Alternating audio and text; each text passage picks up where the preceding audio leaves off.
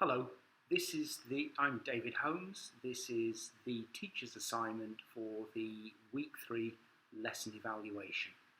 A little bit of background to the lesson. There are 8 students in the class. They are all Vietnamese. They are university age, about 18 years old. The level is elementary. These are actually repeating students because they did not pass the exam last term. The lesson is involved in linking sentences using because and so. And later we combined that with these with and but, which were done a little while ago. A brief outline of the lesson plan. There was a presentation where I presented various structures and hope by noticing the various structures such as what happened, why it happened, or why it happened, what happened, they'd notice the link as so and because and the order of the events. And we did a little bit of short practice of this in groups. This was followed by a controlled practice, which I had them do individually. It's basically a gap fill exercise taken out of a book. Followed this by, basically in pairs, they had to compare their answers. But I did this by speaking. They had to sit at a distance. And I gave them some language to do this. What did you write for question 1? I wrote da da da da da. I don't think that's right. I think this is what happened. I think this is why it happened. So we're recycling some past simple forms, for instance, and past simple question forms, which we did in the last lesson. I actually later got them to compare this in groups of 4. So I wanted them to all agree on their answers.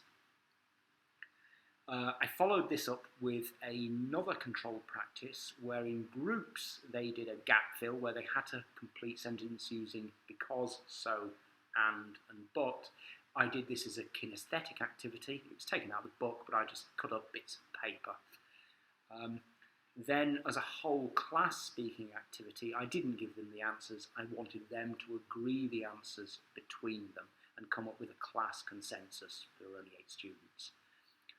I then did a free practice where in groups I would give them a sentence half and ask them to complete the sentence with anything they wanted. For example, I was late for work, so, and see what they could do. Okay, lesson evaluation. Point 1, achievement of learning objectives. Were the learning objectives met? Linguistically, I would say yes to an extent. In both controlled practices, I could see that when they worked in pairs, then in groups, all students agreed on the correct answer. So they understood it and helped each other. Communicative, okay, this is a grammar activity, but I did lots of speaking. I gave them the example language on the board. What did you write? I don't agree. First it says this. I put the phrases on the board and I heard them using this language. Also, things like pronunciation. Vietnamese learners have a tendency to forget final consonants, so because we come out as because. This needs a lot of drilling, so I could correct it, and actually I found them correct each other to an extent. In terms of the linguistic meaning, I think it was partially met. There is a direct translation between so and because between their L1 and English. So the concept is not new to them. In one example, a pair of students could not agree the answer, so the girl that got it wrong said, okay, please say this, what you've written, in Vietnamese. She did this and then shook her head and realised she got it wrong. So she learned from that technique. In the final activity, where I gave them sentence halves, one group were very good, got almost all of them very good and very inventive and enjoyable answers. Another group were a little bit slow. Their answers were mostly correct, but very, very uninteresting. Another group, sometimes I found they came out with grammatically correct answers, but meaningless. For example, I got to work late, so I went shopping. This doesn't really mean anything in English. I got a student to write, I wrote that on the board, I got a student to write it in their L1, and yeah, half the class then shook their head and admitted this is nonsense, you wouldn't say that. I got the impression one or two learners, though, still looked confused. So I'm not sure if they all understood. I think they were all better at learning objectives. Then some of them were better, but some of the students I still think have a way to go. Point 2, the effectiveness of the phonological component. There are a few phonological components in this lesson because it was a grammar activity. I got them out to compare their answers in pairs and groups by speaking sat apart. This was useful because it forces all students to speak and it gets them to concentrate on pronunciation, as I said earlier. If I heard it wrong, I could drill it. They could also help with their partner. It also recycled past simple languages and question forms. Point 4, effectiveness of the tasks, activities and materials. Both tasks were done straight out of the book. They were gap-fill activities, so therefore well graded for their level. One was done individually on paper, the other done in groups as a kinesthetic activity. I like this as I could see them experiment. They were changing things around and shaking their head and seeing what worked for them, so they were thinking about the language.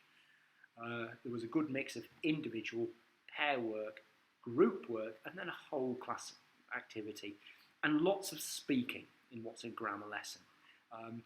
I gave them the language to use to compare language, and I could hear them using it. Point 5, learning styles and motivation. The good thing about this lesson, it encouraged them to look to each other to get the answers, to look to their partner and depend less on me, encourage a bit of learner autonomy. They tend to depend a lot on me to give them the answer at this stage, and I don't want to do that. There was a mix of visual and kinesthetic activities to apply to different learning types. The final activity encouraged a bit of creativity. It was successful with some students, as I noted earlier. The pair work speaking ensured all students had to take part, even the weaker ones. With the whole class activity, remember this is only 8 students, 4 of them were actively working on the task and thinking. 2 of them I noticed were looking on with interest but not really participating. 2 I thought were distracted and not focused on the task at all. Alternative methods, strategies, what went wrong. I think I jumped into the free controlled practice a little bit too early. If I did the lesson again, I would put a semi-controlled practice in here where I would give them sentence halves and ask in various orders and ask them to match them. I'd probably do this as a kinesthetic activity. I think that semi-controlled activity might have just given them a bit more foundation. Another part of the lesson, it came into the presentation side. Often in English, you can change the sentence halves by changing the linker. I was late for work, so my boss was angry. My boss was angry, so because I was late for work. Did they know this? It came out in the presentation, yes, but I didn't give them any practice of it to really develop it. This could have been a good follow-on activity. It would encourage more inventive writing from them and speaking. I find my students often use because, but they're reluctant to use so. I think where I allowed the students to use their L1 to see why their sentence was wrong or meaningless, it worked for this task because they could see the similarities in their own languages and the differences. The problem was later in the lesson I had a lot more L1 in the class than I would normally like, and it wasn't really helping each other with the task. Okay, thank you for listening.